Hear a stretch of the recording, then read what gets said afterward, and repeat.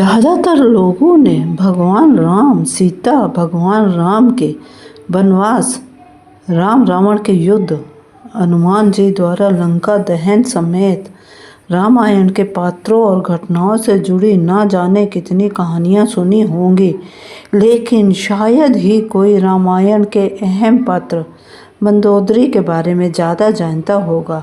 वास्तव में रामायण में मंदोदरी का परिचय केवल रावण की पत्नी के रूप में नहीं, बल्कि एक कर्तव्यपरायण और धर्म के रास्ते पर चलने वाली स्त्री के तौर पर किया गया है।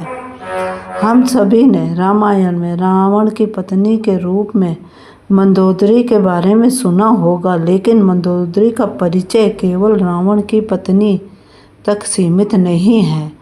रामायण में मंदोदरी का वर्णन बेहद सुंदर, पवित्र और धार्मिक महिला के रूप में किया गया है, जिसने एक तरफ सीता के अपहरण के लिए रावण की बार बार आलोचना की, तो वहीं दूसरी तरफ एक कर्तव्यपरायण पत्नी की तरह लगातार अपने पति को धर्म के मार्ग की ओर अग्रसर करने का प्रयास करती रही।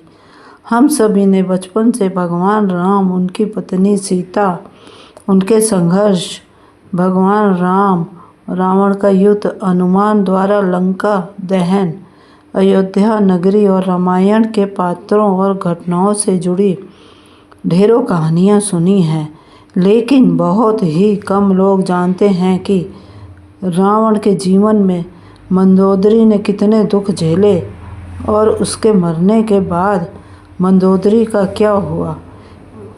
किंवदंतियों में बताई गई एक कथा के अनुसार मधुरा एक दिव्य परी ने एक बार कैलाश पर्वत की यात्रा की थी। वहाँ वो देवी पार्वती की अनुपस्थिति में भगवान शिव को खुश करने की कोशिश करती है। जब देवी पार्वती आती है और मधुरा को देख वह क्रोधित हो जाती है। वह मधुरा को मेंढक में बदलकर 12 वर्षों के लिए एक कुएं के अंदर रहने का श्राप दे देती है। इसके बाद भगवान शिव देवी पार्वती से श्राप को कम करने का अनुरोध करते हैं, लेकिन माता पार्वती वो श्राप वापस नहीं ले पाती है। लेकिन वो कहती है कि मथुरा 12 साल बाद अपने असली रूप में आ जाएगी। असुरों के राजा मायासुर और उनकी पत्नी हेमा के 2 पुत्र थे, जिनका नाम मायावी और दुंदुभी था, लेकिन वो एक बेटी चाहते थे। इसलिए उन्होंने अपनी बेटी पाने के लिए कठोर तपस्या करने का फैसला किया। जब वो दोनों कैलाश पर्वत पर तपस्या कर रहे थे, तब इस बीच मथुरा की 12 साल की कठोर तपस्या भी समाप्त होने वाली थी। जैसे ही मथुरा की तपस्या पूरी हुई, तो वह अपने मूल स्वरूप में आ गई और मदद के लिए चिल्लाने लगी।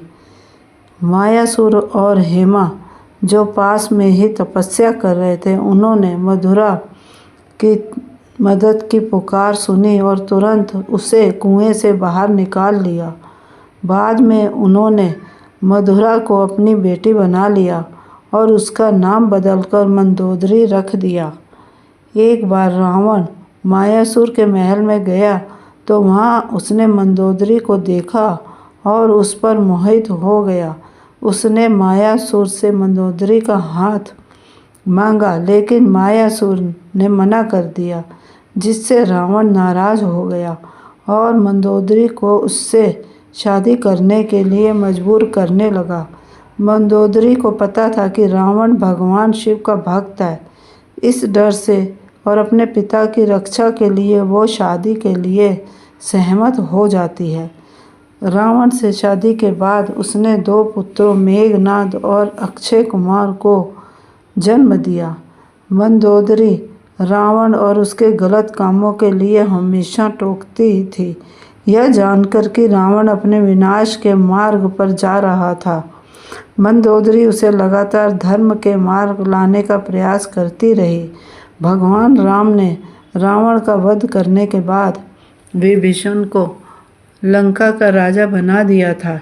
ऐसा कहा जाता है कि रावण की मृत्यु के बाद विभीषण ने अपनी भाभी मंदोदरी के सामने विवाह का प्रस्ताव रखा। मंदोदरी के बारे में कहा जाता है कि वो एक सती स्त्री थी जो अपने पति के प्रति समर्पण का भाव रखती थी। इसलिए रावण की मृत्यु के बाद मंदोदरी ने विभीषण से विवाह का प्रस्ताव ठुकरा दिया, लेकिन कुछ समय बाद उन्होंने विभीषण से विवाह स्वीकार कर लिया था। चैनल को सब्सक्राइब करें।